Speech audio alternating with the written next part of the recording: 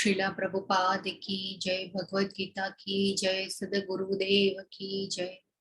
આપણે આપણા ગુરુઓને પણ વંદન કરી અને આપણે જે મંગલાચરણનો પહેલો શ્લોક છે એ ગુરુઓને વંદન કરવા માટેનો છે અને આપણે આપણી ઉપર ભગવાનની કૃપા આવા ગુરુઓ દ્વારા અને શુદ્ધ ભક્તો દ્વારા થતી હોય છે, તો આપણે આવા ગુરુઓને પણ યાદ કરીએ।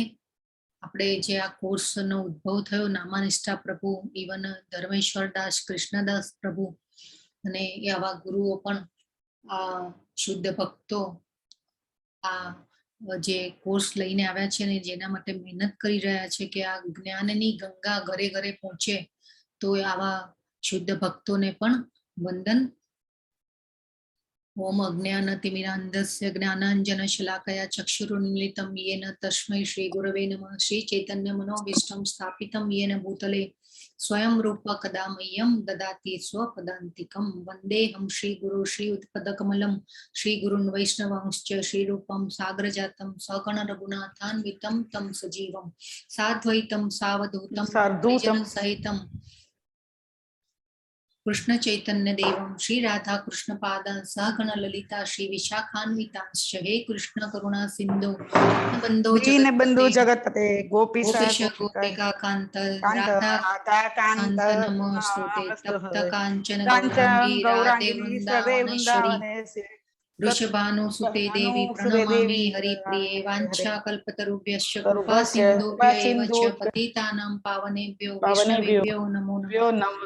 श्री कृष्ण चैतन्य प्रभु नित्यानंद श्री द्वैत गदाधर श्रीवासादि गौर भक्तवृंद। हरे कृष्ण कृष्ण कृष्ण हरे हरे, हरे राम राम राम हरे हरे।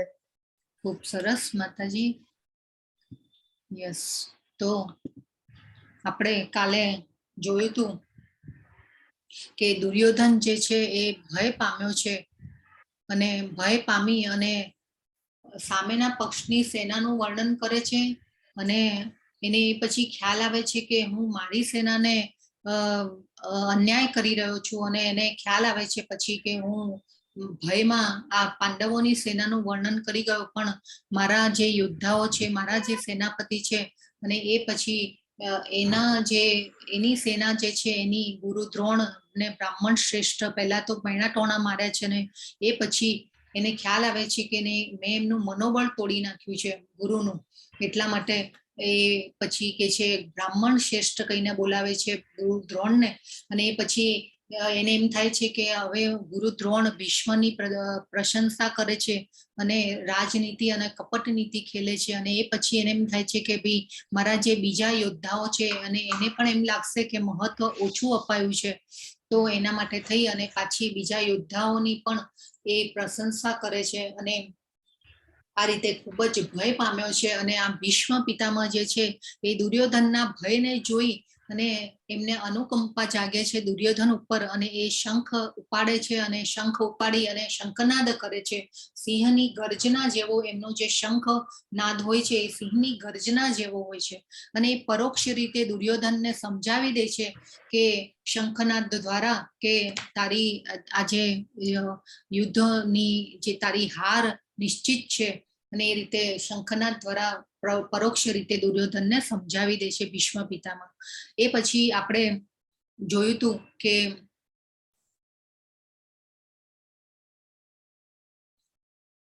કૃષ્ણ આ બાજુ બીજી બાજુ પાંડવોની સેનાના પણ શંખ ફૂંકાય છે અને ભગવાનનો જે શંખ છે એ દિવ્ય ગુણાતીત શંખ અને એનો તો નાદ કેટલો જબરજસ્ત હશે।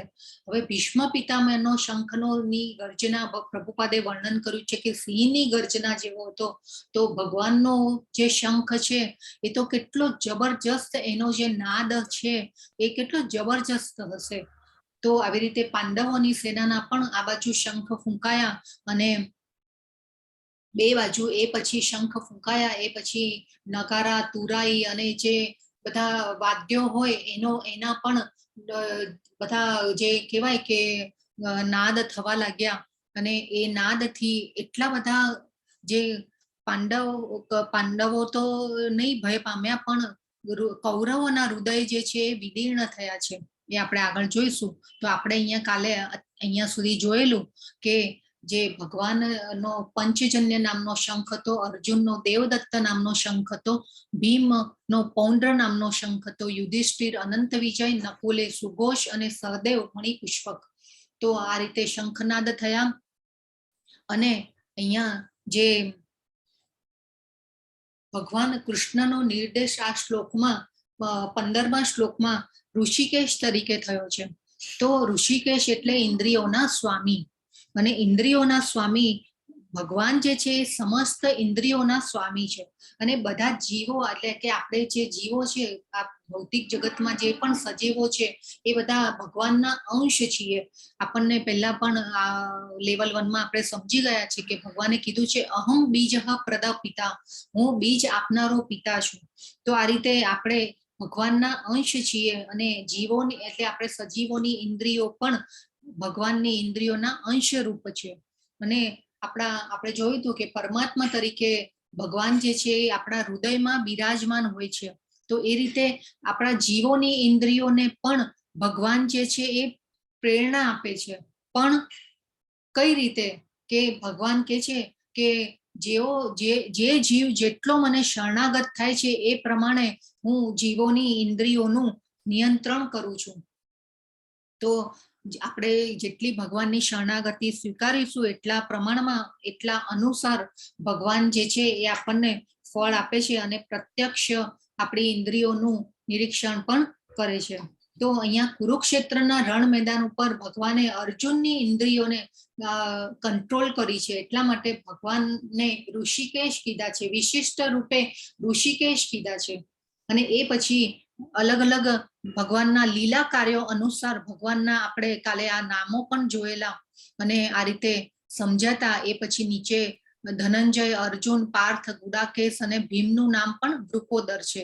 એટલે આ રીતે આપણે બધા કાલે ભગવાનના જે નામ જે છે એને પણ આપણે સમજાતા. અહીંયા સુધી આપણે જોયેલું. તો હવે આપણે જોઈએ કે 19મા શ્લોકમાં ભગવાન શું કહે છે. 19મા શ્લોકમાં ભગવાન કહે છે કે એકચ્યુઅલી આ જે સર્વનાશ જે થયો છે એ ધૃતરાષ્ટ્રના કારણે થયેલો છે. અને કેમ કે આ જે સર્વનાશ જે થયો એ ધૃતરાષ્ટ્રની કપટ નીતિને કારણે થયેલો છે. એમની ધૃતરાષ્ટ્ર આપણે જોયું કે દુર્યોધન એમના પુત્રોને કપટ નીતિને પ્રોત્સાહન આપ્યું છે, એટલા માટે આ સર્વનાશ થઈ રહ્યો છે. તો 19મા શ્લોકમાં દુર્યોધનની ટુકડીએ શંખ ફૂંક્યો, પાંડવોના હૃદયને તોડ્યું નહીં. હવે એવો કોઈ ઉલ્લેખ શાસ્ત્રોમાં નથી કે પાંડવોના હૃદય ભય પામે હોય, પરંતુ જે દુર્યોધનના કૌરવોના હૃદયને વિદીર્ણ કર્યા છે. શંખનાદ જે થયા અને ભગવાનનો જે શંખ ફૂંકાયો એટલે કૌરવોના જે હૃદય છે એ ભય પામ્યા છે, અને પાંડવોના હૃદય ભય પામ્યા નથી. કેમ કે એ શેના કારણે થયું? તો ભગવાન કૃષ્ણમાં વિશ્વાસને કારણે થયું. જ્યારે અર્જુન અને દુર્યોધન ભગવાન પાસે જાય છે મદદ માંગવા માટે, યુદ્ધ થવાનું હતું ત્યારે, તો અર્જુનજી જે છે ભગવાનને માંગે છે, અને દુર્યોધન છે એમની નારાયણની સેનાને માંગે છે. તો આ સેના કારણે થયું કે ભગવાન કૃષ્ણમાં એમને વિશ્વાસ હતો, અને એ ભક્ત હતા. એકચ્યુઅલી પાંડવો છે ભગવાનના પાર્ષદો છે, અને આ રીતે તો પાંડવોના હૃદયને ભય પામ્યા નથી, કેમ કે એમની સાથે ભગવાન છે, અને ભગવાનમાં એમને ટ્રસ્ટ, વિશ્વાસ જેને કહેવાય કે એના કારણે આ થઈ શક્યું છે. તો આપણે પણ જો આમાંથી બોધપાઠ લેવાનો છે કે આપણે પણ પરમેશ્વરનું શરણ સ્વીકારીશું તો આપણે પણ અત્યંત ઘોર વિપત્તિમાં પણ કોઈ જાતનો આપણને ભય રહેશે નહીં. તો આ રીતે, અને જે 16મા અધ્યાયમાં દૈવી અને આસુરી ગુણો જે છે એમાં એ અધ્યાયમાં પહેલા જ અધ્યાયમાં 1 થી 3 શ્લોકમાં ભગવાને આખા દૈવી ગુણોનું વર્ણન કર્યું છે, અને એમાં અભયમ ને પહેલું મૂક્યું છે. એટલે કે અભયમ, ભય વગર, એટલે કે અભયમ એટલે કે આપણે પણ જો પરમેશ્વરનું શરણ સ્વીકારીશું તો નિર્ભયતાને આપણે ગુણો તરીકે ડેવલપ કરી શકીશું. તો આ નિર્ભયતા પણ જરૂરી છે. પણ એ ક્યારે થાય? કે જ્યારે આપણે ભગવાનનું શરણું સ્વીકારી અને ભગવાનમાં વિશ્વાસ આપણો વધે, ટ્રસ્ટ વધે કે નહીં મારું જે પણ કરશે ભગવાન બરાબર કરશે, તો આ રીતે ભગવાનમાં વિશ્વાસ રાખવો ખૂબ જ જરૂરી છે. પરમેશ્વરનું શરણ સ્વીકારવું જરૂરી છે. તો એટલે આ કૌરવોના જે હૃદય છે એ વિદીર્ણ થયા છે એવું પ્રભુપાદ ખૂબ સરસ વર્ણન કર્યું છે. શ્લોક 20માં રથ પર અર્જુનના ધ્વજમાં હનુમાનજી બિરાજમાન છે અને વિજયના સંકેતો છે એ આપણે જાણેલું. તો આપણે ભગવાન કૃષ્ણ હનુમાનજી જે છે એ રામ ત્રેતા યુગમાં જ્યારે રામ ભગવાન કૃષ્ણ ભગવાને રામ તરીકે અવતાર લીધો તો ત્યારે હનુમાનજીએ એમના સેવક તરીકે એમની સેવા સ્વીકારેલી હતી. અને આ જે દ્વાપર યુગમાં ભગવાન કૃષ્ણ તરીકે અવતાર લીધો અને એમની સાથે હનુમાનજી એ બિરાજમાન છે. અને એ રીતે હનુમાનજી જે છે એ પાંડવોની રક્ષા માટે ભગવાને એ વ્યવસ્થા કરેલી છે. એટલા માટે હનુમાનજી જે છે એમના રથ પર બિરાજમાન હતા એમની પાંડવોની રક્ષા કરવા માટે થઈને. અને ભગવાન કૃષ્ણ વ્યક્તિગત રૂપે તેમની ઇન્દ્રિયોને દિશામાન કરવા માટે ઋષિકેશ તરીકે તો હાજર છે જ. અને ભગવાને આ હનુમાનજીની અને અગ્નિદેવનો રથ પણ હતો આપણે જાણેલું કે એટલે અર્જુનની જીત જે છે એ નિશ્ચિત છે. કેમ કે શ્રી કૃષ્ણ ભગવાન એમની સાથે છે. એટલા માટે અર્જુનજીની જીત જે છે, અર્જુનજીના આપણે પાંડવોની જીતના કારણો પણ જોયેલા. સાક્ષાત ભગવાન જે છે એમની સાથે છે. ભાગ્યની દેવી, તો ભાગ્યની દેવી એમની સાથે છે. ભાગ્યની દેવી તરીકે અર્જુને શું સંબોધન કર્યું છે ભગવાનને? હરે કૃષ્ણ. હરે કૃષ્ણ માતાજી. માધવ. યસ વિલાસ પ્રભુ, ખૂબ સરસ. માધવ તરીકે ભાગ્યની દેવીના જે લક્ષ્મીજી છે ભગવાનના સહચરી છે અને આ ભાગ્યની દેવી તરીકે ભગવાનને માધવ તરીકે સંબોધન કર્યું છે અર્જુનજીએ. એ પછી ધર્મક્ષેત્ર છે, કુરુક્ષેત્ર એ ધર્મક્ષેત્ર છે. અને એ ધર્મક્ષેત્ર હોવાના લીધે જ્યાં ધર્મની સાઈડે પાંડવો છે એટલે એમનો વિજય નક્કી છે. એ પછી આપણે હનુમાનજી જે અર્જુનના ધ્વજ પર વિરાજમાન છે. પછી શંખ છે એ વિષ્ણુનું પ્રતીક છે અને શંખનાદ જે થયો એ પણ વિજયની એક નિશાની છે. એ પછી દુર્યોધનને શાંત કરવા માટે ભીષ્મનો શંખ પણ ફૂંકાયો અને એમને પરોક્ષ રીતે કહી દીધું દુર્યોધનને કે ભાઈ તારી હાર નક્કી છે. એ પછી અગ્નિદેવે રથ આપ્યો છે અને આ જે રથ જે છે એ ક્યારે ત્રણેય લોકમાં જશે ત્યાં વિજય નિશ્ચિત છે. એ પછી પાંડવોના શંખથી કૌરવના હૃદય તૂટી ગયા છે અને આ રીતે પાંડવોની જીત નક્કી જ છે. 21 થી 33 શ્લોકમાં જે છે અર્જુને ભગવાનને અચ્યુત તરીકે બોલાવે છે. તેમના ભક્તો પ્રત્યેના તેમના સ્નેહમાં ક્યારે નિષ્ફળ જતા નથી. હવે અહીંયા અર્જુન ઉપર ભગવાને અહૈતુકી કૃપા કરી છે. અહૈતુકી કૃપા એટલે હરે કૃષ્ણ, પ્લીઝ મ્યુટ રાખજો. હરે કૃષ્ણ. કોઈના ત્યાંથી કોઈ અવાજ આવે છે પ્લીઝ મ્યુટ કરજો. તો અર્જુનને ભગવાન ને અચ્યુત કહીને બોલાવ્યા છે શ્લોકમાં. તો અચ્યુત એટલે કે ભગવાન ભક્તની સેવા સ્વીકારે છે અને ભક્ત માટે જ્યારે ભક્તને જરૂર હોય ત્યારે દોડીને ભગવાન આવી જાય છે એમની હેલ્પ કરવા માટે. એટલા માટે ભગવાનને અચ્યુત કહીને બોલાવે છે. અને અહીંયા ભગવાને અર્જુન ઉપર અહૈતુકી કૃપા કરી છે. અહૈતુકી કૃપા એટલે કે કોઝલેસ કૃપા, સ્વાર્થ વગરની કૃપા. અને આજ્ઞા આપવાને બદલે આજ્ઞા સ્વીકારનાર ભગવાન જે છે, ભગવાન તો હવે ત્રિભુવનના સ્વામી છે. આપણે એકચ્યુઅલી જીવ જે છે એ ભગવાનની આજ્ઞાને આધીન છીએ.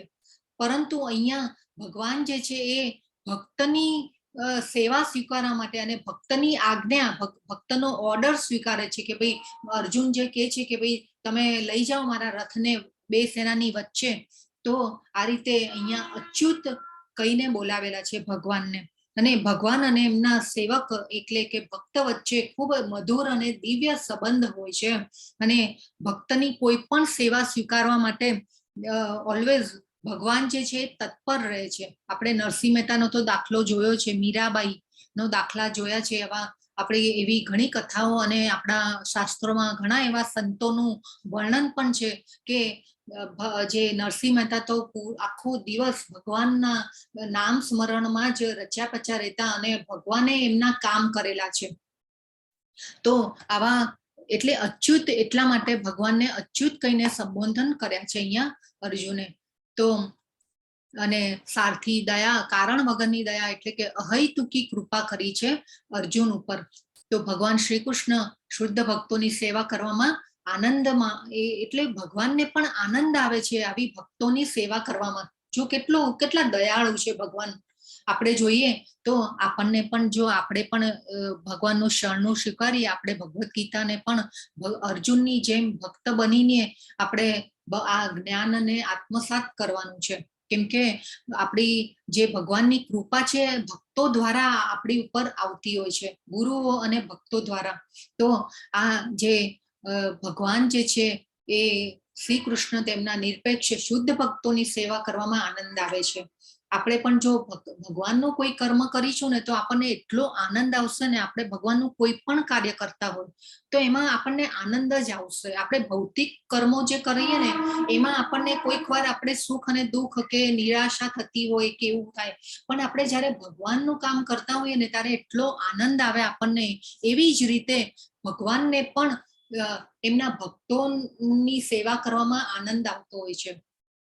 એકચ્યુઅલી આપણે જીવાત્માઓને પ્રગટ કર્યા છે ભગવાને એમના નિજાનંદ માટે, અને એ રીતે પણ આપણે બધા જે સ્વતંત્રતાનો દુરુપયોગ કર્યો છે એટલે આપણે અહીંયા ભૌતિક જગતમાં આવી ગયા છીએ.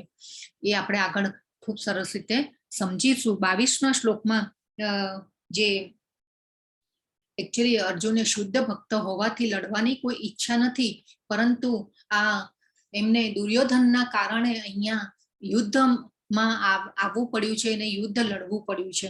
એટલે એકચ્યુઅલી તો રણ ક્ષેત્રમાં સમાધાન કરવાનો તો કોઈ સવાલ જ નહોતો, પણ જે અર્જુન જે છે એ બધાને જોવા માંગતા હતા, એમની સામેવાળા સૈન્યની શક્તિનો પરિચય કરવા માંગતા હતા. એટલે ભગવાને કીધું કે તમે રથને બે સેનાની વચ્ચે લઈ જાઓ.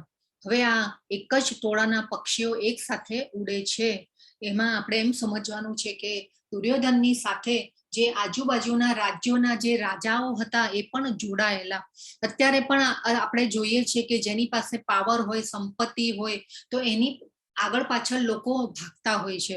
તો ત્યારે પણ જ્યારે એવું હતું કે આપણે અત્યારે, એટલે એ વખતે પણ એવું વલણ બધા ધરાવતા હતા. એકચ્યુઅલી ભગવાને જ્યારે અવતાર લીધો ત્યારે ભગવાનને પણ કોઈ જાણી નહોતું શક્યું કે આ ભગવાન છે. એટલે એ કાળમાં પણ આ બધી જે હતું આવા જે વિચારધારાઓ એ ત્યારે પણ હતી અને અત્યારે પણ છે. તો આ આપણે એક સમજવાનું છે કે એક જ ટોળાના પક્ષીઓ એક સાથે ઉડે છે, કે જેની પાસે પાવર હોય, સંપત્તિ હોય, એ ત્યાં બધા ભાગતા હોય છે. 24 થી 27 શ્લોકમાં અર્જુનને ગુડાકેશ તરીકે નિર્દેશ થયો છે. આપણે કાલે સમજાતા કે ગુડાકેશ એટલે નિદ્રા, અને નિદ્રા પર જે જીત મેળવે છે એને ગુડાકેશ કહેવાય છે. અને નિદ્રાને એક અજ્ઞાન પણ કીધું છે, એ પણ આપણે કાલે સમજાતા. તો નિદ્રાનો અર્થ એક અજ્ઞાન પણ થાય છે. અને આ રીતે એટલે નિદ્રા અને અજ્ઞાન બે ઉપર અર્જુનજીએ વિજય મેળવ્યો છે, એટલે એમને ગુડાકેશ કીધા છે.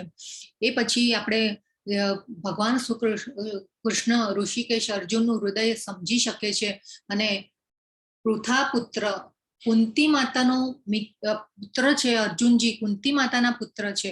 હવે ભગવાન જે છે અહીંયા પાર્થ કહીને સંબોધન કરે છે અર્જુનજીને, કૌંતેય કહીને સંબોધન કરે છે. તો એ શેના માટે?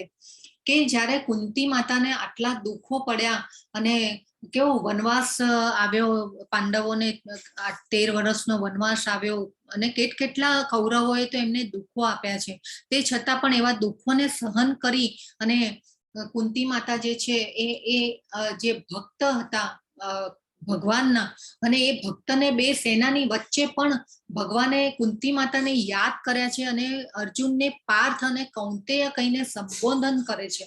જો કુંતી માતાનો આ પ્રભાવ ભગવાનના, એ પણ ભક્ત હતા, એકચ્યુઅલી પાંડવોનું જે પણ ફેમિલી બધા જે પણ છે વ્યક્તિઓ પાંડવોની સાઈડના બધા ભગવાનના ભક્ત હતા.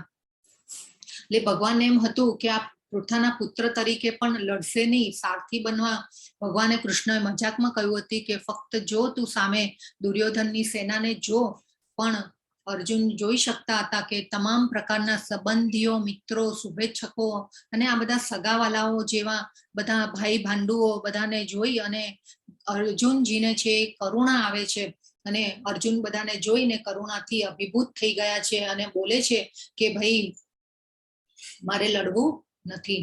તો હવે આજે લડવું નથી એટલે કરુણા થાય છે.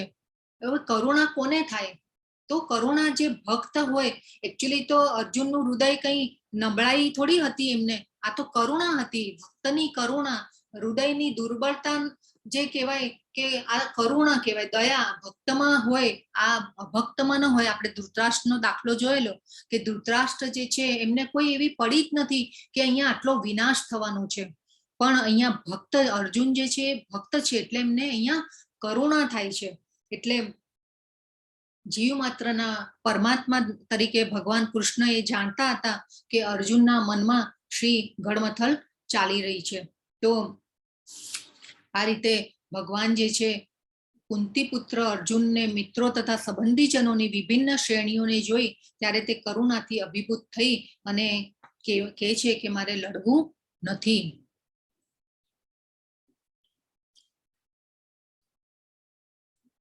તો 1 થી 13 શ્લોકમાં સંજયે પાંડવો અને કુરુ સેનાઓની સાપેક્ષે લડાઈ શક્તિઓના દુર્યોધનના મૂલ્યાંકનની રાજા ધૃતરાષ્ટ્રને માહિતી આપી.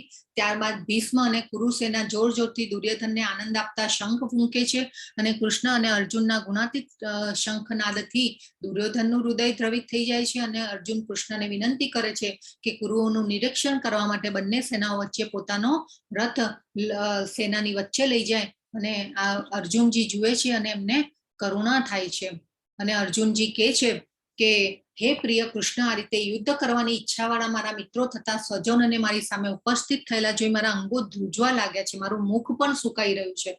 હવે આ પોતાના સંબંધીઓને જોયા પછી અર્જુનજી જે છે એમના લક્ષણો જુઓ.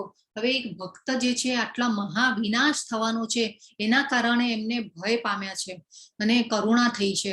તો હવે એકચ્યુઅલી સામે દુર્યોધનને જોઈને પણ અર્જુન જે છે એ આશ્ચર્યચકિત થયા છે કે આટલો બધો મહાવિનાશ થવાનો છે, પાપ લાગવાનો, આટલા બધા લોકો હણાવાના છે અને આ દુર્યોધન જે છે એ અજ્ઞાનમાં છે અત્યારે અને એ લડવા માટે તૈયાર થયો છે.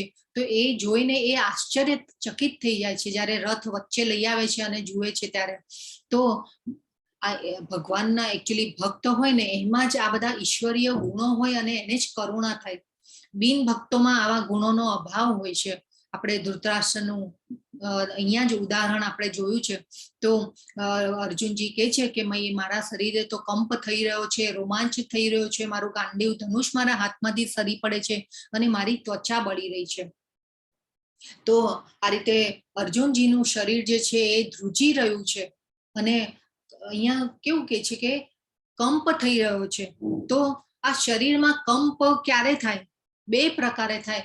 એક તો જ્યારે માણસ ભયમાં હોય ત્યારે થાય અને એક બીજો જે છે એ પરમાનંદમાં હોય ત્યારે થાય આવો કંપ, રોમાંચ જે આપણે કહીએ કે રોમાંચ ક્યારે થાય કે અને આવા બધા લક્ષણો ક્યારે ઊભા થાય કે જ્યારે ભયમાં હોઈએ. પણ આપણે જ્યારે પરમાનંદ એટલે કે આધ્યાત્મિક આનંદમાં હોઈએ ત્યારે આપણને ડર નથી હોતો.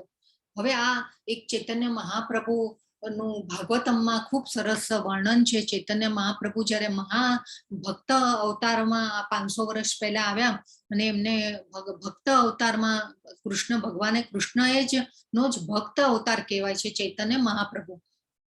તો એ જ્યારે આવ્યા ત્યારે એકવાર સંન્યાસ તો લઈ લીધો અને એ પછી અલગ અલગ જગ્યાએ બધી યાત્રાઓ માટે આ ભક્તિનું સાયન્સ ફેલાવવા માટે જતા હોય છે. ત્યારે એકવાર જગન્નાથપુરી પહોંચે છે અને જગન્નાથપુરીમાં એમના મંદિરના દર્શન કરવા જાય છે અને અંદર દર્શન કરતા કરતા એમને આવો રોમાંચ એટલે આધ્યાત્મિક પરમાનંદમાં એ પહોંચી જાય છે અને ત્યાં જ એ બેભાન થઈ અને ઢળી પડે છે. હવે આવો આધ્યાત્મિક આનંદ જેને કહેવાય કે બેભાન થઈને ઢળી પડે છે એટલે હવે ત્યાં એક સાર્વભૌમ ભટ્ટાચાર્ય કરીને એક વેદાંતી ભક્ત હોય છે. એકચ્યુઅલી એ સમજી જાય છે કે આ તો ભક્ત છે અને આ જે પરમાનંદમાં આવી ગયા છે એટલા માટે. અને ખૂબ સરસ રીતે એમનું પછી જ્યારે એ બહાર આવે છે, આ કોન્શિયસ થાય છે, ત્યારે પછી એમને બહુ સરસ રીતે એમનો આલો પાલો કરે છે અને એમના ઘરે પણ લઈ જાય છે. પછી બહુ સારી આખું વર્ણન જે છે ભાગવતમમાં, જે સ્કંદ પહેલો જે સ્કંદ છે એની પ્રસ્તાવના જે છે એમાં ચૈતન્ય મહાપ્રભુનું ખૂબ સરસ વર્ણન પ્રભુપાદે કરેલું છે. અને આવો પરમાનંદ જેને કહેવાય કે આવો રોમાંચ ક્યારે થાય કે જ્યારે બે પ્રકારે થાય કે જ્યારે ભૌતિક જગતમાં આપણને ભય હોય ત્યારે થાય આવો કંપ અને આ આધ્યાત્મિક આનંદ. પણ આધ્યાત્મિક આનંદમાં જ્યારે હોય ત્યારે ડર ન હોય કોઈ જાતનો, પણ જ્યારે ભૌતિક જગતમાં આવો ભય લાગે ત્યારે આપણે ડર હોય એક મગજમાં, કેમ કે એ ખોટા કામ થકી આપણને એ ડર લાગતો હોય. તો આ રીતે. અને બીજું એક કે જ્યારે ચૈતન્ય મહાપ્રભુ જ્યારે યમુના નદીમાં ને જુએ ને, ક્યાંય બી પહોંચે ને યમુના નદી કે જ્યારે જુએ ત્યારે યમુના નદીમાં સીધા ડૂબકી મારે અને અંદર જેને કહેવાય ને કે આમ ભૂસકો મારીને અંદર એ પલળી જાય અને અંદર જતા રહે યમુના નદીમાં, કેમ કે ત્યાં લીલાઓ કરેલી હતી ને યમુના નદી પાસે. કેટલી બધી બાળકો સાથે, ગોપીઓ સાથે બધી લીલાઓ કરેલી હતી અને એ યાદ આવે ત્યારે આવું થાય કે એ ડૂબકી મારી લે અને પછી એમને ખેંચીને અંદરથી બહાર કાઢવા પડે. એટલે આવો જે આધ્યાત્મિક આનંદ, એટલે ભક્ત અવતારોમાં કેમ આવ્યા હતા કે આ ભગવાનને ભક્ત કે મારો ભક્તને આનંદ કેવી રીતે મળે છે મારી ભક્તિમાં, એ ભગવાનને જાણવું હતું. એટલા માટે ચૈતન્ય મહાપ્રભુજી જે છે એ આવા ભક્ત અવતારમાં આવેલા હતા. ખૂબ સરસ વર્ણન છે, પ્રભુપાદે ખૂબ ફાઇન સરસ વર્ણન કર્યું છે. તમે ભાગવતમ પણ વાંચો અને અત્યારે આપણા ગુજરાતી ભાગવતમના ક્લાસ પણ નવા ચાલુ થયા છે, બધા જોડાજો એમાં. અને ખૂબ સરસ વર્ણન છે, પ્રભુપાદે બહુ ફાઇન વર્ણન કર્યું છે ચૈતન્ય મહાપ્રભુનું જીવનનું. તો આ રીતે આપણો જે ભૌતિક જગતમાં આપણો જે ભય હોય છે એ આપણને ભય, આપણે એક તો ભય ક્યારે લાગે, હરે કૃષ્ણ, આપણે કાલે વાત થઈ હતી કે આપણને ભય ક્યારે લાગે છે? જયારે આપણને ખબર છે આપણે ખોટું કામ કરી રહ્યા છે અને આ રિઝલ્ટ બી આપણને ખબર છે કે ખરાબ જ આવવાનું છે. યસ, ખૂબ સરસ. બીજા કોઈને કઈ કેવું છે? ત્યારે આપણે કઈ ખોટું કામ કરીએ ત્યારે. યસ સોનલ માતાજી, ખૂબ સરસ. યસ, ખોટું કામ કરીએ ત્યારે ઓલવેઝ ભય લાગે અને એ ખોટા કામને છુપાવવા માટે થઈ અને એ પછી આપણે ઘણા એવા અનર્થો કરતા હોઈએ અને આપણે આપણા સ્વાર્થ ખાતર જૂઠ પણ ચલાવતા હોઈએ. એટલે આ રીતે એક આ બધું થતું હોય છે. તો પણ એ અર્જુનના લક્ષણો પણ અહીંયા એમના શરીરની ઈચ્છાઓ માટેના હતા, ભૌતિક ઈચ્છાઓ માટેના હતા કે ભાઈ આ બધા સગાવાલાઓને મારી અને હું કેવી રીતે જીવી શકીશ. અને જે ન લડવાના કારણો એમને આપ્યા હતા કે મારા આ બધા સગાવાલાઓને મારીને મને પાપ લાગશે, કૌટુંબિક પરંપરાઓ નાશ પામશે અને આ રીતે. તો આજે જીવનમાં ભૌતિક કલ્પના એમને કરેલી, ભૌતિક સ્થિતિમાં એમને આ બધું વિચાર કરેલા હતા. એકચ્યુઅલી વિચારો પણ કેવા હતા? ધર્મ અને સદાચાર વાળા હતા, નીતિ વાળા હતા. એમના જે વિચારો હતા ભલે ભૌતિક હતા પણ નીતિ અને સદાચાર વાળા હતા. એમની દલીલો પણ ભગવાનને કરે છે તો એ પણ નીતિ અને સદાચાર વાળી કરે છે, કેમ કે ભક્ત તો છે જ. અને પણ આ બધી જે ભૌતિક જગતની કલ્પના દ્વારા એ શરીરની ઈચ્છાઓ માટે થઈ અને કરે છે. પણ એકચ્યુઅલી તો ભગવાને યોગ માયામાં નાખ્યા છે અર્જુનજીને, કેમ કે ભગવદ્ ગીતા કહેવાની હતી. ભગવાનને ખબર હતી કે ભાઈ હવે યુદ્ધ પૂરું થશે અને મારો જવાનો ટાઈમ થઈ ગયો છે આ ધરાતલ ઉપરથી, અને આ પછી સમાજમાં કાયદો વ્યવસ્થા કેવી રીતે જળવાશે અને આ બધી પરંપરા તૂટી ગયેલી હતી. ભગવદ્ ગીતાનું જ્ઞાન પહેલા પણ ભગવાને આપેલું અને એ પછી કાળક્રમે પરંપરા તૂટી ગઈ હતી. એટલે ભગવાને ભગવદ્ ગીતાનું જ્ઞાન આપીને જવાનું હતું. એટલા માટે ભગવાને અર્જુનજીને પસંદ કર્યા છે અને યોગ માયામાં નાખ્યા છે. એટલે અર્જુન, એકચ્યુઅલી તો અર્જુન દીર્ઘ દ્રષ્ટા હતા, આટલા બધા યુદ્ધો પહેલા પણ જીતેલા હતા. તો અર્જુનજીને કઈ આવું ડિપ્રેશનમાં આવે એવું હતું તો હતા જ નહીં. પણ અહીંયા ભગવાને યોગ માયામાં નાખ્યા છે અર્જુનને. તો અર્જુનને દુર્ભાગ્યના કારણો દેખાય છે અને આ રીતે અર્જુનના લક્ષણો, અર્જુનજીના ભૌતિક કારણો દ્વારા અર્જુનજી લક્ષણો એટલે ભગવાનને કારણો આપે છે કે મનની નબળાઈ જે છે, પોતાની જાતને ભૂલી રહ્યા છે, પોતાની જાતને ભૂલી રહ્યા છે કેમ કે પોતે ક્ષત્રિય હતા અને એ વખતે ક્ષત્રિયને જ્યારે ક્ષત્રિયો બીજા કોઈ વ્યવસાય કે બ્રાહ્મણનો વ્યવસાય ન અપનાવી શકે અથવા તો બ્રાહ્મણ હોય તો ક્ષત્રિયનો વ્યવસાય ન અપનાવી શકે, તો એવા વર્ણાશ્રમ ધર્મમાં ભગવાને એવા નિયમો કરેલા હતા. પહેલા વૈદિક કાળમાં એવા નિયમો હતા કે પણ તે છતાં પણ અત્યારે અર્જુન જે છે એમની પોતાની જાતને ભૂલી રહ્યા છે કે હું ક્ષત્રિય છું, મારે યુદ્ધ કરવાનું જ છે અને ક્ષત્રિયનું ધર્મ શું હતું? પ્રજાનું રક્ષણ કરવાનું. તો અત્યારે એ ભૂલી રહ્યા છે એમનો ધર્મ, પણ એમને એ પણ ખ્યાલ નથી કે અત્યારે કૃષ્ણની ઈચ્છાથી મારે યુદ્ધ લડવાનું છે. પણ આ બધી જે એકચ્યુઅલી આપણે પણ અત્યારે ભૌતિક જગતમાં પણ આપણે જો આવી ભૌતિક આસક્તિ વધારે અને આવો ભય અને માનસિક અસંતુલન ક્યારે થાય છે કે જ્યારે આપણે ખોટા કામો કરીએ છીએ અને આપણે જે આપણી ભૌતિક ઈચ્છાઓ, અમર્યાદિત ઈચ્છાઓમાં અને ભોગ અને ઐશ્વર્યમાં જ્યારે આપણે વધારે પડતા ખૂંપાઈ જઈએ છીએ અને એ પછી આપણું ભૌતિક પતન થતું હોય છે. તો અત્યારે અર્જુનજી જે છે દુર્ભાગ્ય જુએ છે કે મને પાપ લાગશે. હવે અહીંયા પાપનો જવાબ, પાપ લાગવાનું કે છે ભગવાનને કે તમે સ્વયં સૌભાગ્યની દેવીના પતિ છો અને તે છતાં પણ મારા માટે દુર્ભાગ્યનો રસ્તો મારા માટે વિચારી રહ્યા છો કે મને દુર્ભાગ્ય મળશે કે મારા માટે નરકનો રસ્તો મળશે મને, કે આ બધાને હણીને મને પાપ લાગશે, એવું ભગવાનને કહી રહ્યા છે. પણ એકચ્યુઅલી ભગવાન કૃષ્ણ કોઈના માટે દુર્ભાગ્ય લાવતા નથી. તો અહીંયા હતાશા અને એમને ખૂબ હતાશા થાય છે અને કરુણા થાય છે. અને એકચ્યુઅલી તો આપણો જે જીવનનો વાસ્તવિક ધ્યેય શું છે? આપણે કૃષ્ણને પામવાના છે, ભગવાનને પામવાના છે. તો આપણો જે સ્વાર્થ છે એ ભગવાન કૃષ્ણમાં છે. એ જાણ્યા વગર એકચ્યુઅલી આપણે આ બધા ભૌતિક જગતના શારીરિક સંબંધો પ્રતિ એટલા બધા આકર્ષિત થયેલા હોઈએ છીએ કે આપણે જાણતા નથી કે આપણું ભૌતિક સુખોના કારણ પણ કૃષ્ણ છે. તો આ રીતે આપણે પણ એ જાણવાનું છે કે આપણને જ્યારે ભગવાન સુખ આપે છે તો આ ભૌતિક સુખોનું કારણ પણ ભગવાન, આપણને સુખ પણ ભગવાન જ આપે છે. એ કેમ આપશે એ આપણે આગળના અધ્યાયોમાં જોઈશું. તો આ રીતે દરેક જીવ પણ જે છે એ સામાન્ય રીતે એનો રસ ભગવાનમાં હોવો જોઈએ, ભગવાનમાં પ્રીતિ હોવી જોઈએ. અને અહીંયા શ્લોકમાં 30મા શ્લોકમાં અર્જુનજી જે છે એ કેશવ કરીને સંબોધન કરે છે.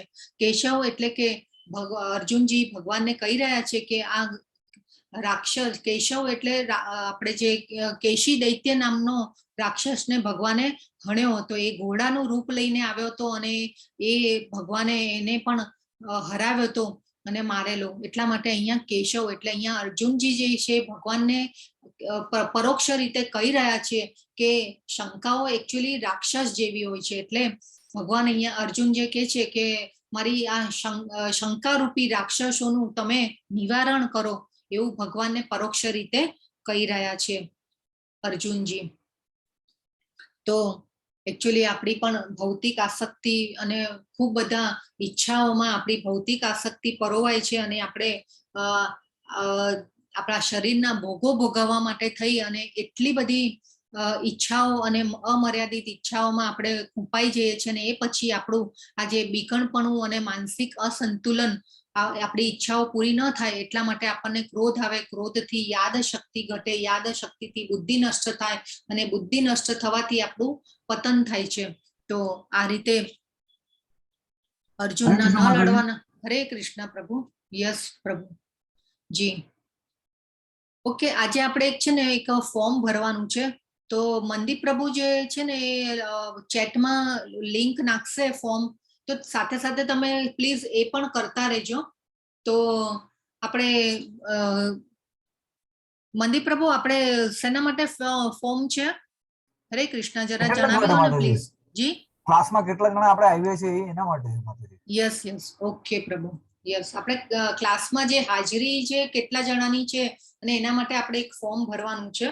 તો એક પ્લીઝ ફોર્મ ભરી દેજો બધા. મંદિર પ્રભુ મૂકે છે ચેટમાં. યસ પ્રભુ, મૂકી દીધી માતાજી. મૂકી દીધી. હા, ઓકે, ગ્રુપમાં મૂકશો ને ગ્રુપમાં? ના ના અહીંયા ચેટ બોક્સમાં મૂકી દઈશ. ચેટ બોક્સમાં મૂકી છે પ્રભુએ, તો પ્લીઝ બધા જોતા રહેજો.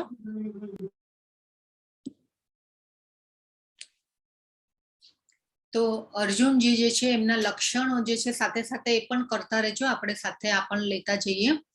તો અર્જુનજી જે છે એમને આ લક્ષણો દેખાઈ રહ્યા છે કે મોં એમનું સુકાય, અંગો ધ્રુજવા લાગ્યા છે, આખું શરીર એમની ત્વચા બળી રહી છે, ગાંડીવ ધનુષ્ય લપસી રહ્યું છે, અને આ રીતે અર્જુનજી જે છે એ ડિપ્રેશનમાં આવ્યા છે.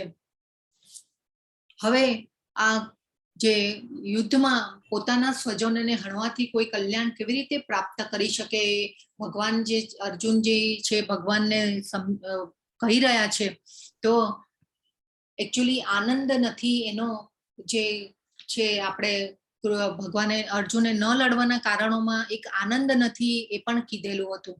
તો હવે અહીંયા આ જે નૈતિક સંહિતા ભૂલી ગયા છે અર્જુનજી ક્ષત્રિય હતા, અને આપણે જોયું હતું ક્ષત્રિયનો ધર્મ પ્રજાનું રક્ષણ કરવાનું. તો આ રીતે ક્ષત્રિય થઈને એમનો ધર્મ ભૂલે છે અહીંયા, અને એટલા માટે ભગવાને કરુણાને માન્ય નથી રાખી. અહીંયા હિંસા પણ જરૂરી છે. ભગવાને અહીંયા આપણને એક કરુણા ઘણીવાર આપણને સારી લાગે, આપણે કોઈને દુઃખી જોઈએ કે કોઈ એવો આપણે કોઈને મનુષ્યને એમ કોઈ પ્રોબ્લેમ હોય તો આપણને કરુણા આવે. તો આ રીતે કરુણા પણ એકચ્યુઅલી કરુણા અહીંયા ભગવાને માન્ય નથી રાખી કરુણાને, કેમ કે આવા કૌરવોએ કેટલા પૈતરા રચેલા પાંડવોને મારવા માટે થઈને.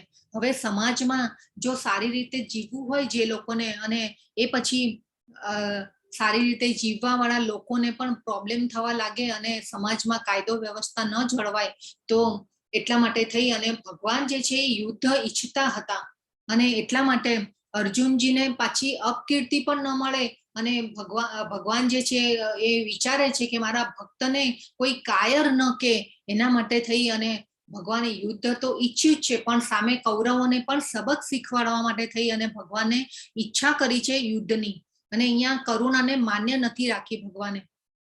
તો આપણે આતતાઈઓ જોયા હતા, આપણે 6 પ્રકારના આતતાઈઓ હતા. હરે કૃષ્ણ, કયા કયા હતા 6 પ્રકારના આતતાઈઓ? આપણે લેવલ 1 માં જોયેલું. હરે કૃષ્ણ, કોણ કહેશે? આતતાઈઓને હણવામાં પાપ નથી લાગતું. આપણે જોયું હતું ઝેર આપનાર, પછી બીજું કયા હતા આતતાઈઓ? હરે કૃષ્ણ માતાજી. જી હરે કૃષ્ણ. યસ, બોલો પ્રભુ. પરેશ પ્રભુ. યસ. સ્ત્રીની છેડતી કરવી. યસ, બરાબર છે. સ્ત્રીનું અપહરણ કરનાર. અપહરણ કરનાર, બરાબર. હા, ખોટી રીતે જમીન પચાવી પાડનાર. હા, બરાબર છે. ખૂબ સરસ. બીજા કોઈને કઈ કેવું છે?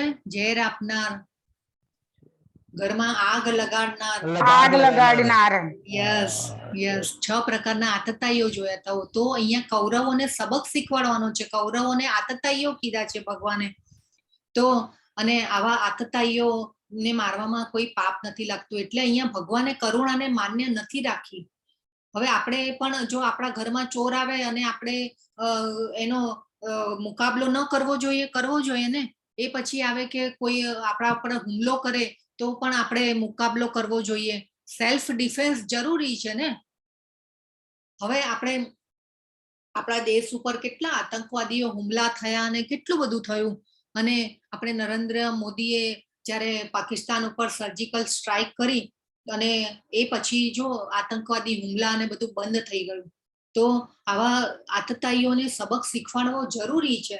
એટલે હિંસા ક્યારેક જરૂરી પણ છે. આપણને ઘણીવાર કરુણા બહુ સારી લાગે, પણ આ કરુણા ક્યારે જરૂરી છે એ પણ અહીંયા ભગવાને શીખવાડી દીધું આપણને, કે કરુણાને માન્ય ક્યારે રાખવી અને ક્યારે ન રાખવી જોઈએ. તો આ રીતે હવે અર્જુનજી છે એક પાછી દલીલ પણ કરે છે કે મારે લડવું નથી, હું જંગલમાં એકાંત જીવવાનું પસંદ કરીશ. તો આ રીતે ભગવાનને કહે છે કે હું જંગલમાં જઈ અને હું ભિક્ષા માંગી અને ખાઈ લઈશ અને મારું જીવન નિર્વાહ કરી નાખીશ, પણ મારે લડવું નથી. તો આ લડવાની ના કેમ પાડે છે કે ભાઈ હવે કોઈક વાર આપણને હવે ભૂખ નથી અને રસોઈ કરવા, જે ભૂખ્યો માણસ હોય એને ભૂખ નથી અને આપણે ખાધેલું પીધેલું હોય તો આપણે રસોઈ કરવાનું ઈચ્છા ન થાય. એવી રીતે આ અર્જુનજી પણ અહીંયા લડવાની ના પાડી રહ્યા છે અને કહી રહ્યા છે ભગવાનને કે હું જંગલમાં જઈ અને ભિક્ષા કરી માંગીને ખાઈ લઈશ. તો આ રીતે ભગવાનને દલીલ કરે છે કે લડવા તૈયાર નથી, ભગવાનને કહે છે. હવે 32 થી 35માં શ્લોકમાં અહીંયા આ શ્લોકમાં ગોવિંદ કરીને અર્જુનજીએ સંબોધન કર્યું છે ભગવાનને. ગોવિંદ કેમ કીધા છે? હરે કૃષ્ણ. ગોવિંદનો અર્થ શું? ગોવિંદ કેમ કીધા છે ભગવાનને? આપણે આ નામના અર્થમાં પણ હમણાં જોયું. હા, ગો મતલબ ગાય થાય છે. જી. અને મારા ખ્યાલથી ઇન્દ્રિયોને સુખનું સુખ આપનાર એવી રીતે કઈક મતલબ. હરે કૃષ્ણ માતાજી. જી જી, બોલો બોલો. હા, ગાયોને ચરાવવા વાળો અને જે ગોરક્ષક હોય. બરાબર છે. યસ, ગોવિંદ એટલે ગાયોની અને ઇન્દ્રિયોના સમસ્ત સુખોના ઉદ્દેશ રૂપ ભગવાન એટલે ગોવિંદ. ગાયો અને જે ઇન્દ્રિયો, આપણી જે ઇન્દ્રિયો છે, અર્જુનની પણ ઇન્દ્રિયોને કંટ્રોલ કરી છે એટલે ઇન્દ્રિયોની સમસ્ત સુખોના ઉદ્દેશ રૂપ છે ભગવાન. એટલે ભગવાનને અહીંયા ગોવિંદ કીધા છે. તો અર્જુન જે છે ત્રણેય વિશ્વના બદલામાં પણ ત્રણેય વિશ્વનું રાજ્ય મળે તે છતાં પણ લડવા અહીંયા તૈયાર નથી અને ભગવાનને કહી રહ્યા છે કે મારે લડવું નથી, મારે તો હું ભિક્ષા માંગીને પણ જંગલમાં જઈ એકાંતવાસ કરી અને ભિક્ષાટન કરીને પણ હું મારું ગુજરાન ચલાવી લઈશ. પણ અહીંયા ભગવાન છે ને તો યુદ્ધની ઈચ્છા કરી છે અને ભગવાન માટે કર્મ કરવાનું છે. એટલે ભગવાન કે છે કે તું ઊભો થા અને લડ. પણ અહીંયા અર્જુનજી ના પાડે છે. અર્જુનજી પોતાની ઇન્દ્રિયોને સંતોષવાનો પ્રયાસ કરી રહ્યા છે અને ભગવાનને પરોક્ષ રીતે કહી રહ્યા છે કે ભગવાન સમજે કે મને કેવી રીતે ઇન્દ્રિય તૃપ્તિ મળશે. ભગવાન એ ઇન્દ્રિય તૃપ્તિમાં કઈ એમની ઈચ્છાઓ છે કે ભાઈ આ મારા સગાવાલાઓને હું મારીને કેવી રીતે આનંદ કરી શકીશ. એ પછી કે છે કે મને પાપ લાગશે. તો પાપ અને પુણ્યનો વિચાર પણ ભક્ત જ કરે, બીજા કોઈને એવો વિચાર આવે નહીં. તો અહીંયા પાપ પણ કહે છે કે ભાઈ મને પાપ લાગશે, બધાને હું હણીશ તો મને પાપ લાગશે. એ પછી કૌટુંબિક પરંપરાઓનો પણ વિચાર કરે છે. તો એકચ્યુઅલી તો આપણે ભગવાનની ઇન્દ્રિયોને સંતોષવાની હોય. આપણે જીવ જે છે આપણે પૂર્ણની સેવા કરવા માટે સર્જાયેલા છીએ. આપણે 18 અધ્યાયના ક્લાસમાં ખૂબ સરસ રીતે સમજાવેલું છે કે આપણે આ ભગવાનની ઇન્દ્રિયોને સંતોષવાની હોય. પણ અહીંયા જે અર્જુનજી જે છે એ પોતાની ઇન્દ્રિયોને સંતોષવાના ઓલા વિચારો છે, એમના શરીરની ઈચ્છાઓ માટેના વિચારો આપે છે ભગવાનને કે લડવું નથી એના માટે. તો આપણે ભગવાનની જો ઇન્દ્રિયોને સંતોષીશું તો આપણી ઇન્દ્રિયો પણ આપોઆપ સંતોષાશે. કે આપણી એકચ્યુઅલી ભગવાન જે છે આપણે જેટલા શરણાગત થઈએ છીએ ભગવાનને એટલી આપણને ભગવાન ફળ આપે છે. આગળ પણ ભગવાન કહેશે કે જેઓ જેવી રીતે મને શરણાગત થાય છે તેવી રીતે હું તેઓને ફળ આપું છું. ઘણું બધું આપણે આગળના અધ્યાયોમાં પણ જાણવાનું છે. તો અહીંયા જે અર્જુન જે છે એમના મિત્ર તથા સગા સંબંધીજનોને એમનો વૈભવ બતાવવા ઈચ્છે છે કે અર્જુનને એવો ભય છે કે તેના બધા જ મિત્રો તથા સ્વજનો યુદ્ધમાં માર્યા જશે અને વિજય મેળવ્યા પછી વૈભવનો ઉપયોગ કરવા માટે ઉપભોગ કરવામાં તેમને તે પોતાની સાથે સહભાગી બનાવી શકશે નહીં. એટલે આ શું થયું કે આ ભૌતિક ઈચ્છા થઈ ગઈ એક. તો આ રીતે શરીરની ઈચ્છાઓ માટે થઈ અને અર્જુનજી જે છે લડવાની ના પાડે છે. તો એકચ્યુઅલી તો ભગવાન જે છે એવી રીતે છે કે ભગવાન પોતાની ઉપર કોઈ પજવણી થાય તો એ હજી કદાચ ચલાવી લે. પણ આ તો ભક્ત, પાંડવો તો ભક્ત હતા ભગવાનના અને ભક્તની પજવણી અહીંયા થઈ રહી હતી અને કૌરવો પૈત્ર રચી રહ્યા હતા એમને હેરાન કરવા માટેના. તો આ ભક્તની પજવણી ક્યારેય ભગવાન સહન કરતા નથી. પોતાના ઉપર હજી પણ ભગવાન છે સહન કરી લે, પણ ભક્તોની પજવણી ક્યારે પણ ભગવાન જે છે એ સહન કરતા નથી. એવા ઘણા બધા ઉદાહરણો આપણે શાસ્ત્રોમાં પણ છે કે ભક્તો માટે તરત દોડીને ભગવાન આવી ગયા છે. ભક્ત પ્રહલાદનું પણ આપણે ઉદાહરણ જોયું હતું કે પ્રહલાદ મહારાજના જે હિરણ્યકશિપુ જે છે એ કેટલા બધા હેરાન કરે છે ભગવાન પ્રહલાદ મહારાજને, પણ ભગવાન જે કેવું નૃસિંહ અવતાર લઈને આવ્યા અને કેવી ત્રાડ નાખી હતી, અને ત્રિભુવનમાં એમની ત્રાડનો જે ગુંજ જે છે ત્રિભુવનમાં ગયો, અને એ પછી બ્રહ્માજી આવે છે, દેવો આવે છે, પણ એ કોઈ એમને શાંત કરી શકતું નથી. તો આવી ત્રાડ નાખેલી એ ભક્ત માટે થઈને અને નૃસિંહ અવતારમાં આવેલો. કેવું કે હું દિવસે ન મરાવું, ન રાતે મરાવું, ન જમીન ઉપર મરું, કે એ કેવું હિરણ્યકશિપુએ તો કેવું વરદાન લીધું હતું તપ કરીને અમર થવા માટે, પણ તે છતાં પણ ભગવાને એ પ્રહલાદ માટે થઈ અને કેવા નૃસિંહ અવતારમાં અને એમની જાંગ ઉપર બેસાડીને હિરણ્યકશિપુને માર્યો છે. તો આવા ભક્તને જે છે ભગવાન માટે ભક્ત ની પજવણીને ક્યારે પણ સહન કરતા નથી. તો આપણે પણ ભક્ત બનવાની કોશિશ કરવાનું છે.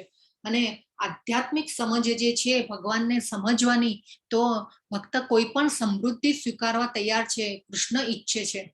હવે આપણે જોઈએ કે આપણે પણ ધીરે ધીરે ભક્ત બનવાની કોશિશ કરીએ, અને પછી સપોઝ આપણી ભક્તિ અધૂરી પણ રહે છે, તો આપણને આવતા જન્મમાં આપણને ભગવાન એવી અનુકૂળતા કરી આપે છે કે ભગવાન આપણને સુખ આપે છે ધીરે ધીરે, અને આપણને આર્થિક જરૂરિયાત માટે એવી મહેનત ન કરવી પડે. આપણે ભગવાનની ભક્તિ કરીએ એ માટે આપણને ભગવાન સુખ આપે છે. તો જ્યારે પણ તમને એમ લાગે કે નહીં ભગવાને મને સુખ આપ્યું છે, ત્યારે ભગવાનની ભક્તિ વધારે કરવાની.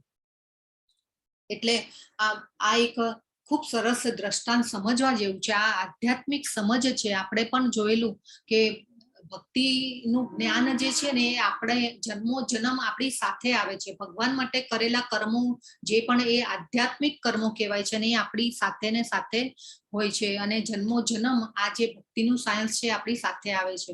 તો આ રીતે ભક્તિ જો અધૂરી રહે આપણી આ જન્મમાં, તો ભગવાન આપણને આવતા જન્મમાં એવી અનુકૂળતા કરી આપે છે. એટલા માટે, અને જો ભગવાન જ્યારે ભક્ત કેવો હોય કે સુખ આપે ને, તો ત્યારે એમ વિચારે કે નહીં મારે ભક્તિ વધારે કરવાની છે, અને દુઃખ આપે આપણા કર્મોના અનુસાર આવ્યું છે, અને એ રીતે દુઃખ આવે તો ભક્ત એમ વિચારે કે મને દુઃખ આવ્યું છે તો હું ભગવાનને એટલું વધારે યાદ કરીશ કે સુડીનો ઘા 100 થી ટળ્યો છે. અને એ રીતે વિચારી અને ભક્ત જે હોય એ દુઃખનો પણ સ્વીકાર કરે છે અને ફરિયાદ નથી કરતો. ભક્ત અને અભક્તમાં એક આ બહુ ફરક હોય છે. તો આ રીતે સુખ આવે તો ભક્ત જે છે એ સમજે છે કે નહીં મને ભગવાને એવી અનુકૂળતા કરી આપી છે કે હું ભગવાનને વધારે ભજું. તો ઓલવેઝ જ્યારે સુખ આવે ત્યારે એમ સમજવાનું કે આપણે ભગવાનની ભક્તિ વધારે કરવાની છે. તો આ રીતે 36મા શ્લોકમાં આપણે આ આતતાઈઓ જોયા, અને કૌરવોએ કેટલા બધા એમના ઉપર પેંતરા રચ્યા. ભાગ્યની દેવી લક્ષ્મી દેવી અર્જુન કૃષ્ણને માધવ તરીકે ઓળખાવે છે, અને આ રીતે આતતાઈઓને મારવામાં કોઈ પાપ થતું નથી. 37 થી 38મા શ્લોકમાં જે છે ભગવાન ખૂબ સરસ કહી રહ્યા છે, હે જનાર્દન, લોભને વશ થયેલા મનવાળા આ લોકો જો કે પોતાના પરિવારને હણવામાં કે મિત્રો સાથે લડવામાં કોઈ દોષ જોતા નથી, પણ કુળનો નાશ કરવામાં, અપરાધ જોનારા આપણે આવા પાપ કર્મો કરવામાં શા માટે પ્રવૃત્ત થવું જોઈએ? હવે અર્જુન પરિવારનો વિનાશ તો જુએ છે. અર્જુન જુએ છે કે સામેવાળો જે પક્ષ છે લોભને કારણે એકબીજાને લડવાને મારવા માટે તૈયાર થયા છે. અર્જુન જો યુદ્ધનું પરિણામ સમજે છે કે મહાવિનાશ થવાનો છે, એટલા માટે. અને હવે એ વખતે વૈદિક કાળમાં તો એવું હતું કે ક્ષત્રિયને કોઈ યુદ્ધ લડવા માટે અને એક જુગાર રમવા માટે જ્યારે કહેણ આપે ત્યારે એ ના ન કરી શકે. એવું વૈદિક કાળમાં એવું હતું કે યુદ્ધ માટે પડકાર કરે તો ક્ષત્રિય જે છે એ ના ન પાડી શકે, એને યુદ્ધ લડવું જ પડે. પરંતુ અર્જુન અહીંયા જુએ છે કે બીજો પક્ષ છે આ પડકારની અસરથી આંધળો છે, કે આ ખબર છે નથી કે આટલો વિનાશ થવાનો છે અને આનું પરિણામ દુષ્ટ આવવાનું છે.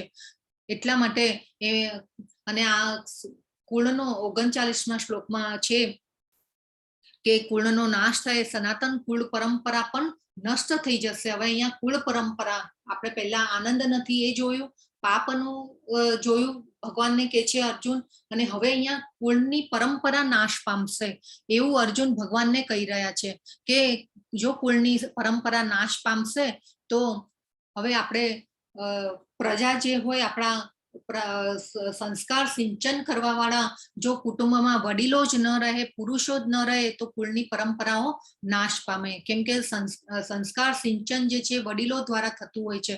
એ પછી પુરુષો હણાય તો બાળકો, સ્ત્રીઓ છે એને જે કુટુંબમાં આજીવિકાનું પણ કોઈ ન રહે.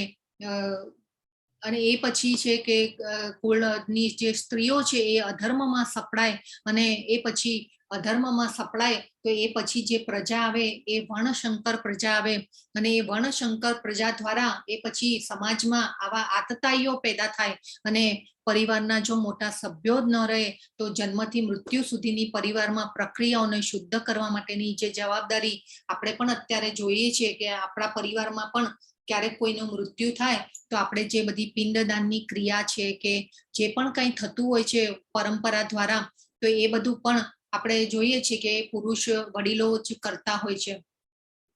તો આવા વડીલો જ જો નાશ પામે તો આ બધી પરંપરાઓ જે છે એ પણ બધી નાશ પામે, અને યુવા સભ્યો પણ અધાર્મિક બને. એટલે અને પહેલા તો મનુષ્યનું જીવનનું ધ્યેય પણ લોકો સમજતા. આ જે વર્ણાશ્રમની વ્યવસ્થા ભગવાને કરેલી તો શેના માટે કરેલી? કે લોકોને ખબર હતી કે કેવી રીતે જીવવાનું છે અને કેવી રીતે આપણે કાર્યો કરવાના છે, અને મનુષ્ય જીવનનું ધ્યેય શું છે. તો આ રીતે તો આધ્યાત્મિક જે મુક્તિ માટેની તક ગુમાવી દે. એટલે આ કુળ પરંપરાઓ જે ભગવાને સમજાવે છે કે આ બધી કુળ પરંપરાઓ નાશ પામશે, ભગવાનને કહી રહ્યા છે અર્જુનજી. તો 40, 41 ને 42મા શ્લોકમાં ખૂબ અર્જુનજી કહે છે કે કુળમાં અધર્મનું પ્રાધાન્ય થાય છે, એટલે કુળની સ્ત્રીઓ દૂષિત થાય છે. અને પહેલા તો બાળકો અને સ્ત્રીઓ જે પહેલાના જમાનામાં પહેલા પુરુષો વડીલો દ્વારા રક્ષાયેલી હતી. અત્યારે આપણે એવું છે કે ભાઈ સ્ત્રીઓને બહુ એકદમ જે હવે તો બહાર કમાવા માટે બહાર નીકળવું પડે છે સ્ત્રીઓ, અને પણ પહેલાના જે વૈદિક કાળમાં તો જે સ્ત્રીઓ ઘરે રહેતી, પતિની સેવા કરે, કુટુંબને સંભાળે અને એ રીતે રક્ષાયેલી હતી. અને શરૂઆતમાં પિતા દ્વારા, એ પછી પોતાના પુત્ર દ્વારા, આ રીતે, અને પછી યુવાવસ્થામાં પતિ દ્વારા રક્ષાયેલી સ્ત્રીઓ રક્ષાયેલી હતી. એટલે સ્ત્રીઓનું રક્ષણ, એટલે સ્ત્રીઓ કેટલી કોમળ હોય, બાળકો કોમળ હોય.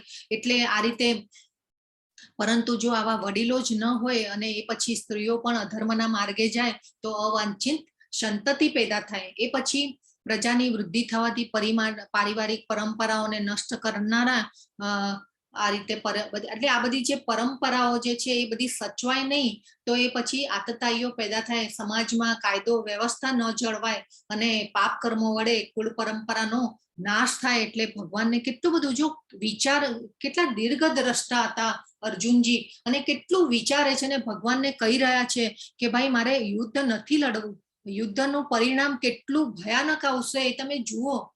પણ અહીંયા ભગવાન જે છે એમને યુદ્ધ ઈચ્છે છે કે એમને કરુણા ને હિંસાને માન્ય નથી રાખી અને સબક શીખવાડવાનો છે કૌરવોને. તો આ રીતે આ બધી જે પરંપરાઓ નાશ પામશે ને આ બધા કારણો આપે છે અર્જુનજીને. અને જ્યારે વર્ણાશ્રમ વ્યવસ્થા હતી ત્યારે જે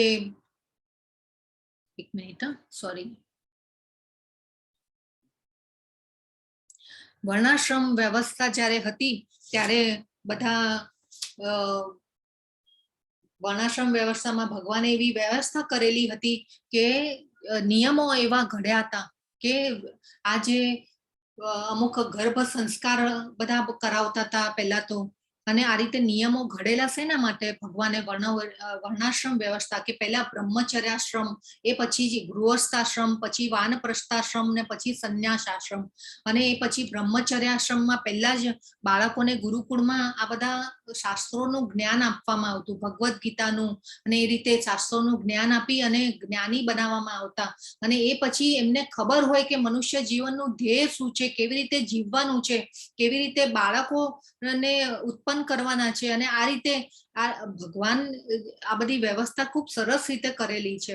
અને આ રીતે એ પછી ગૃહસ્થાશ્રમમાં જ્યારે બાળકો આવે ત્યારે એમને જીવવાની કેવી રીતે જીવવું, કેવી રીતે કાર્યો કરવા, એ બધાની ખબર રહેતી. એ પછી વાનપ્રસ્થાશ્રમ ને પછી સંન્યાસાશ્રમ. વાનપ્રસ્થાશ્રમમાં અમુક એજ પછી લોકો વનમાં જઈ અને એવું જીવન જીવે કે મનુષ્યના જીવનને ધ્યેયને ભગવાનના ધામને પામી શકે. તો આ રીતે અને અમુક વર્ણાશ્રમમાં અમુક નિયમો પણ એવા બનાવેલા હતા ભગવાને. અને આ ગર્ભાધાન સંસ્કાર કરાવવામાં આવતા હતા પહેલા તો. એટલે આ બધા જે સંસ્કાર વિધિ હતી શરૂઆતમાં, એટલે મનુષ્ય ને આ રીતે ગર્ભાધાન, અને પહેલા જો ગર્ભાધાન સંસ્કાર પહેલા કીધેલા છે કે જ્યારે બાળકને ઉત્પન્ન કરવાનું હોય, બાળકને લાવવાનું હોય, ત્યારે આ ગર્ભાધાન વિધિ કરાવવામાં આવતી પહેલી. અને અત્યારે તો હનીમૂન કોન્સેપ્ટ આવી ગયો છે, એટલે બાળકો પણ કેવા હોય. અને પણ ત્યારે તો આપણે આવા ગર્ભાધાન સંસ્કાર અત્યારે બી ચલણમાં આવી રહ્યું છે. ધીરે ધીરે ઘણા એવા કોન્સેપ્ટ આવી રહ્યો છે કે ગર્ભાધાન સંસ્કાર કરાવે છે. તો પેલા ગર્ભાધાન એટલે એ પહેલા જ્યારે બાળકને લાવવાનું હોય ત્યારે સંતો, ગુરુઓ, ભગવાનના બધાના આશીર્વાદ લેવામાં આવે, અને એ પછી સંયોગ કરવામાં આવે, અને એ પછી બાળકને લાવવામાં આવે. તો આ રીતે ગર્ભાધાન સંસ્કાર શરૂઆત પહેલા ત્યાંથી થતી.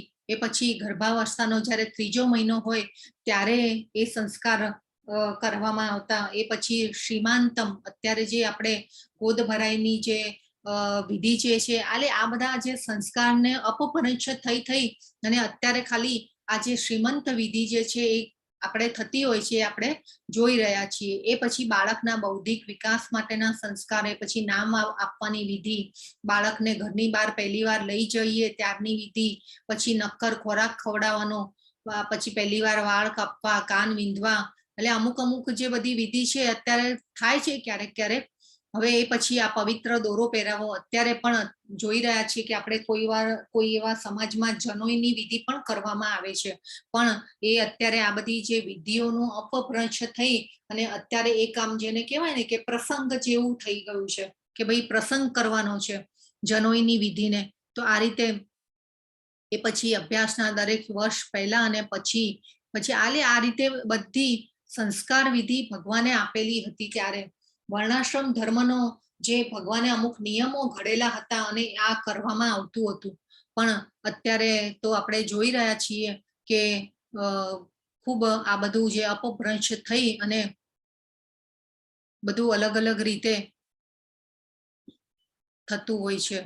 અને અત્યારે તો પહેલા તો આજે બાળક લાવવામાં આવે ત્યારે આપણે એવી રીતે વિચારે કે ભાઈ જ્યારે સંયોગ થાય ત્યારે ભગવાનની પ્રાર્થના કરીને થતો.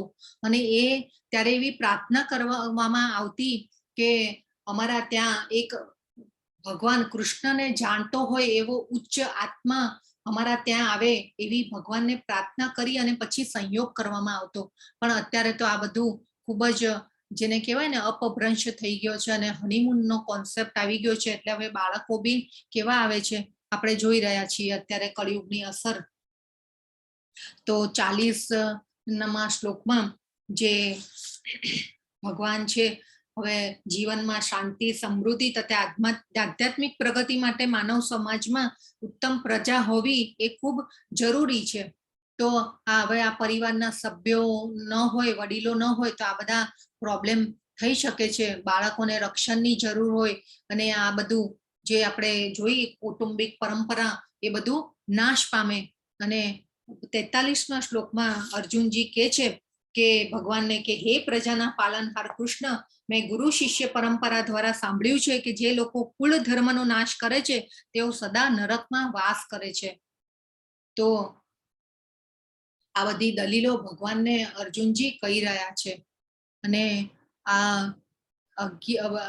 શ્રીમદ ભાગવતમના 11મા સ્કંદમાં 5મા અધ્યાયમાં 41મો શ્લોક છે અને એમાં એ છે કે આ બધી જે પિંડદાનની ક્રિયાઓને એ બધું આપણે શેના માટે અત્યારે કરવામાં આવે છે? જો કોઈ આપણે મૃત્યુ થયું હોય આપણા ફેમિલીમાં કે કોઈ, તો એ પછી આપણે બધી વિધિ કરવામાં આવતી હોય છે પિંડદાનની ને બધી.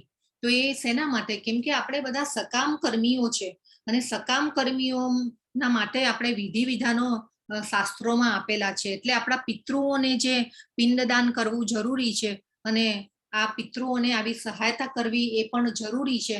કેમ કે ક્યારેક પિતૃઓ જે છે પાપ કર્મોથી ગ્રસ્ત થઈને દુઃખ સહન કરી રહેલા હોય છે અને સ્થૂળ ભૌતિક શરીર આપણે એવા કોઈ કર્મો હોય તો એ સ્થૂળ શરીર જે છે મળતું નથી ક્યારેક પિતૃઓને, અને સૂક્ષ્મ શરીરમાં એમને રહેવાની ફરજ પડે છે.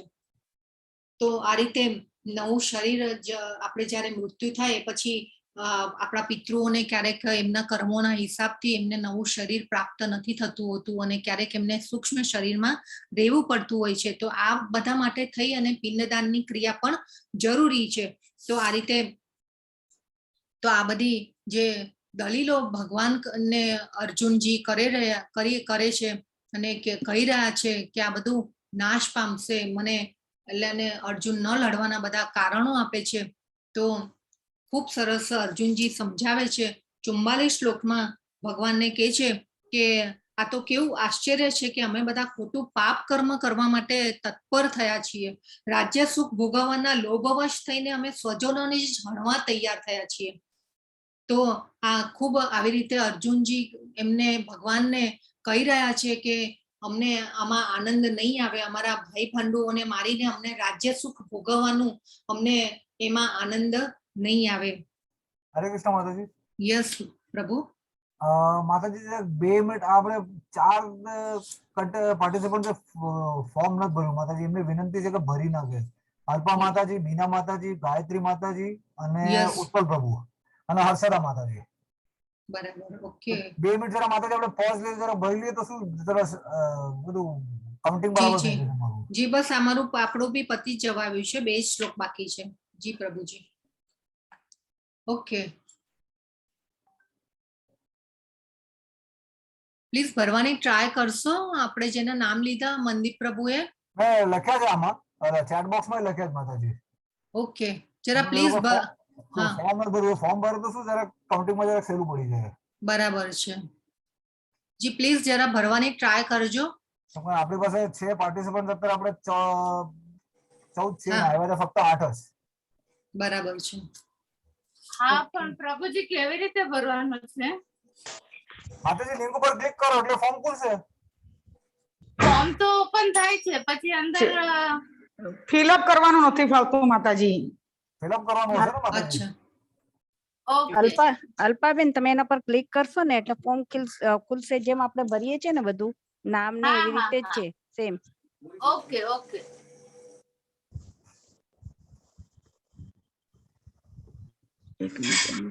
ઓકે, તો આપણે અહીંયા જે અર્જુનજી જે છે એ પાપ પ્રતિક્રિયાનો ડર એમને લાગી રહ્યો છે અને એમના સંબંધીઓને મારવામાં ભગવાનને ના પાડી રહ્યા છે. અને અર્જુનની જે ભગવાન નરમ હૃદય ભક્તો હોવાના કારણે આ એમને હૃદયની કોમળતા ભક્ત હોવાના કારણે થઈ રહી છે અને યુદ્ધ ક્ષેત્રમાં લડવાની ના પાડી રહ્યા છે અને ભગવાનને કહી રહ્યા છે કે ક્ષત્રિયોના યુદ્ધ કરવાના મૂળભૂત સિદ્ધાંત પ્રમાણે એવી પ્રથા હોય છે કે નિશસ્ત્ર અને યુદ્ધ વિમુખ થયેલા શત્રુ પર આક્રમણ કરવું ન જોઈએ. તો અહીંયા ભગવાનને અર્જુનજી એ પણ દલીલ કરી રહ્યા છે કે જો શત્રુ ભલે હું નિશસ્ત્ર હોઉં અને મને યુદ્ધ કરવા માટે અમારી સામે આક્રમણ કરે તો પણ એ યુદ્ધ કરશે નહીં, એવો અહીંયા દલીલ કરી રહ્યા છે. તો આ બધા લક્ષણો જે છે ભગવાનના મહાન ભક્ત હોવાને કારણે ઉત્પન્ન થયેલી આ હૃદયની કોમળતાને લીધે અર્જુનમાં આવ્યા છે અને ભગવદ્ ગીતા ભગવાનને કહેવાની છે. એટલા માટે અહીંયા ભગવાને યોગ માયામાં નાખ્યા છે અર્જુનજીને અને અહીંયા અર્જુનજી હૃદયની કોમળતાને કારણે અહીંયા ભક્ત હોવાને કારણે અર્જુનજી લડવાની ના પાડે છે. તો શત્રુ પક્ષની સામેવાળની સ્થિતિનું નિરીક્ષણ કરવા માટે ભગવાનને ઓર્ડર કરે છે, ભગવાનને કે ભાઈ વચ્ચે રથ લઈ જાઓ, અને રથમાં ઊભા થયા હતા, પરંતુ શોકવશ અને એટલી હતાશા એમને આવે છે અને થાય છે હતાશા, અને એટલા માટે ધનુષ્ય બાણ અને એમનું ગાંડીવ ધનુષ્ય નીચે મૂકી અને રથના મધ્ય ભાગમાં એ બેસી જાય છે નીચે, અને એ રીતે ના પાડવાની ભગવાનને એકદમ ટોટલી ના પાડી દે છે કે મારે યુદ્ધ કરવું નથી. તો આવો જે ભગવાન, હવે પહેલા ભગવાનને અર્જુનજી જે છે પહેલા ભગવાનને આવી સ્થિતિમાં લાવે છે, કેમ કે આવી સ્થિતિ હૃદયની કોમળતા ક્યારે આવે કે જ્યારે દયાળુ કોમળ હૃદયવાળો ભક્ત જે હોય એ આત્મજ્ઞાનને પ્રાપ્ત કરવા માટે યોગ્ય છે. એટલા માટે અર્જુનજીને ભગવાન જે છે આવી સ્થિતિમાં નાખે છે અને યોગ માયામાં નાખે છે, અને અહીંયા અર્જુનજી લડવાની ના પાડી અને બેસી જાય છે. તો આ જે સાર છે આ અહીંયા આ પહેલા અધ્યાયનો તો સાર જે છે કરુણા, ન લડવાના કારણોમાં કરુણા, આનંદ, પરિવારનો વિનાશની એટલે કૌટુંબિક પરંપરાઓ નાશ થવાનું પરિણામ કે છે, સંતતા અને પાપી પ્રતિક્રિયાઓનો અર્જુનને ડર લાગે છે અને અનિશ્ચિતતામાં આવે છે. અને આ રીતે અહીંયા આ અધ્યાયની સમાપ્તિ થાય છે. અને આપણે આ જોયું કે આજે એના પહેલા અધ્યાયમાં અર્જુન લડવાનું ના પાડી નાખે છે, અને દુર્યોધન જે છે એ ભય પામ્યો છે પાંડવોની સેનાને જોઈને. ધૃતરાષ્ટ્ર જે છે એ એમના પુત્રોની જીતવાની શંકાને લીધે થઈને ભય પામ્યા છે, અને અર્જુનનો જે ભય છે એ એમને મહાવિનાશ થવાના કારણે ભય પામ્યા છે. તો આ રીતે ત્રણ વ્યક્તિઓના મનોભાવ જે છે એ આ અધ્યાયમાં વ્યક્ત થયા છે, અને આ રીતે આ અધ્યાય સમાપ્ત થાય છે. આપણે આવતા મંગળવારે પાછા મળીશું સેકન્ડ અધ્યાય માટે. ખૂબ સરસ છે બીજો અધ્યાય. એમાં ભગવાન જે છે એમની બોલવાની શરૂઆત કરશે. હજી સુધી પણ ભગવાન એમને સાંભળી રહ્યા છે, અને બીજા અધ્યાયમાં ભગવાન જે છે બોલવાની શરૂઆત કરશે અને ખૂબ સરસ આત્માનું જ્ઞાન આપે છે.